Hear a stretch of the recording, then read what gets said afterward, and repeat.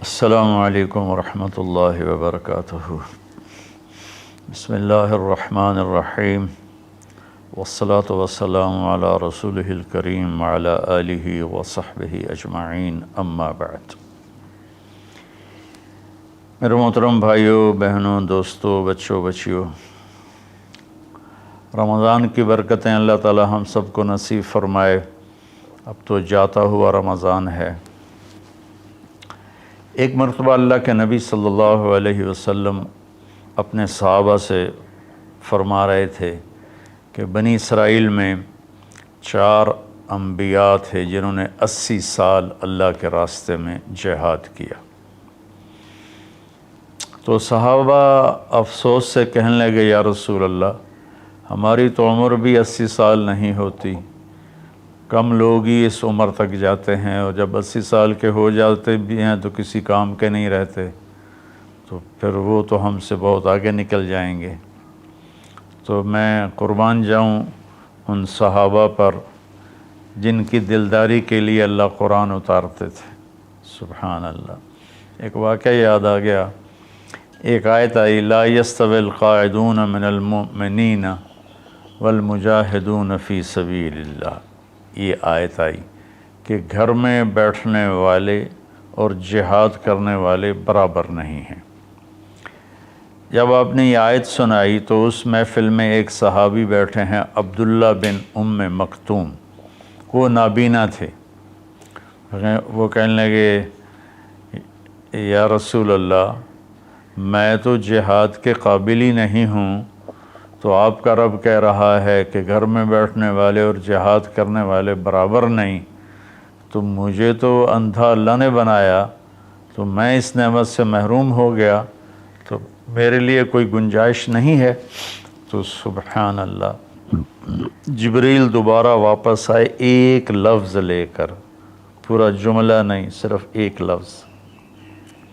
پہلے آیت اتری، لا یستوی القاعدون من المؤمنین والمجاہدون فی سبیل اللہ۔ تو ابھی عبداللہ بن ام مکتوم کی فریاد ختم ہوئی کہ جبریل اتر آیا کہ یا رسول اللہ، اللہ فرما رہے ہیں، اب اس آیت کو یوں پڑھا جائے، لا یستوی القاعدون من المؤمنین غیر اولی الضرر والمجاہدون فی سبیل اللہ، کہ جو لوگ گھر میں بیٹھے ہوئے ہیں اور ان کو کوئی عذر نہیں ہے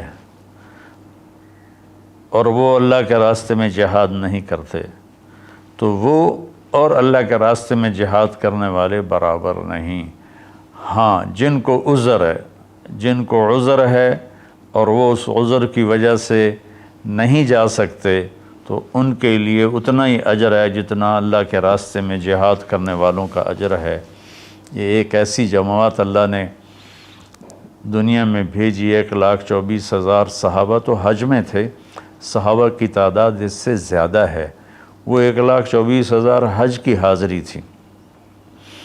تو اللہ تعالیٰ نے ان کی طفیل پوری امت پہ کرم کیا۔ جب وہ غمگین ہوئے کہ ہم تو 80 سال جیتے بھی نہیں، تو ہم ان کے برابر کیسے ہوں گے، تو جبریل آ گئے، یا رسول اللہ، اپنی امت کو ایک خوشخبری دیجیے، انا انزلناہ فی لیلۃ القدر وما ادراک ما لیلۃ القدر لیلۃ القدر خیر من 1000 شہر تنزل الملائکۃ والروح فیہا بإذن ربہم من کل امر سلام ہی حتی مطلع الفجر۔ سبحان اللہ۔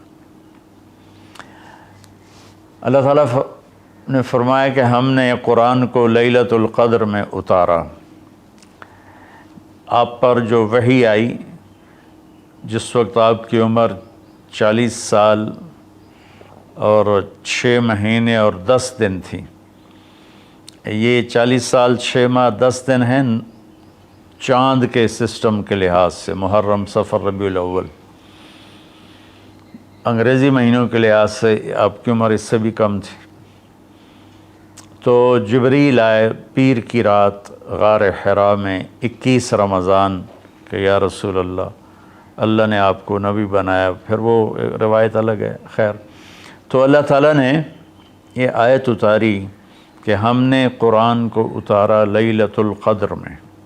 پھر اللہ کہتا ہے وما ادراک ما لیلۃ القدر، تمہیں کوئی خبر بھی ہے کہ لیلۃ القدر کیا ہے؟ پھر اللہ نے خود جواب دیا لیلۃ القدر خیر من الف شہر، لیلۃ القدر 1 مہینوں کی بندگی سے زیادہ اجر رکھتی ہے۔ ایک رات عبادت کرو تو 1000 مہینوں سے اس کا اجر زیادہ ہے، 83 سال سے بھی اوپر چلا گیا۔ پھر اللہ نے دوبارہ فرمایا کہ لیلۃ القدر کیا ہے؟ تنزل الملائکۃ، اس میں فرشتے اترتے ہیں، والروح، جبریل اترتا ہے، فیہا من کل امر سلام ہی حتی مطلع الفجر، اور یہ فجر کی طلوع فجر تک یہ رات اپنی برکتوں کے ساتھ رہتی ہے۔ اب اللہ تعالیٰ نے لفظ قدر کے جتنے مطلب تھے نا، سب کا احاطہ کیا ہے اس چھوٹی سی صورت میں۔ انا انزلناہ فی لیلۃ القدر، ہم نے اس کو لیلۃ القدر میں اتارا۔ وما ادراک ما لیلۃ القدر، تمہیں پتہ ہے لیلۃ القدر کیا ہے؟ تو قدر کا معنی قیمت بھی ہوتا ہے، تو اللہ نے کہا لیلۃ القدر خیر من الف شہر، کہ اس کی قیمت 1000 مہینوں سے بھی زیادہ ہے۔ قدر کا معنی تعظیم بھی ہوتا ہے، تو اللہ تعالیٰ نے اگلے میں یہ ارشاد فرمایا کہ یہ ایسی تعظیم والی رات ہے کہ جبریل بھی آتا ہے زمین پر اور فرشتے بھی آتے ہیں زمین پر۔ قدر کا ایک معنی تنگی بھی ہوتا ہے، فقدر علیہ رزقہ فیقول ربی اہانن، تو اللہ تعالیٰ اسی میں یہ فرما رہے ہیں کہ اس رات زمین پر اتنے فرشتے اترتے ہیں کہ زمین تنگ پڑ جاتی ہے، تنگ پڑ جاتی ہے۔ اور قدر کا معنی پیمائش بھی ہوتا ہے، تو اللہ تعالیٰ نے کہا سلام ہی حتی مطلع الفجر، اس رات کی لمبائی چوڑائی کیا ہے؟ سورج ڈوبنے سے اس کی رحمتیں شروع ہوتی ہیں اور فجر کے طلوع ہونے تک اس کی رحمتیں باقی رہتی ہیں۔ اس طرح قدر کے لفظ کے ہر معنی کو اللہ نے انتہائی خوبصورتی کے ساتھ اس چھوٹی سی صورت میں بیان فرمایا۔ تو اللہ تعالیٰ نے ہمیں اتنی ہمارے ساتھ مہربانی فرمائی کہ ہم اگر ایک رات جاگ لیں تو ہم 83 سال کی بندگی سے زیادہ اجر پا سکتے ہیں، لیکن اللہ نے اس کو چھپا دیا۔ 21، 23، 25، 27، 29 ان 5 راتوں میں چھپا دیا۔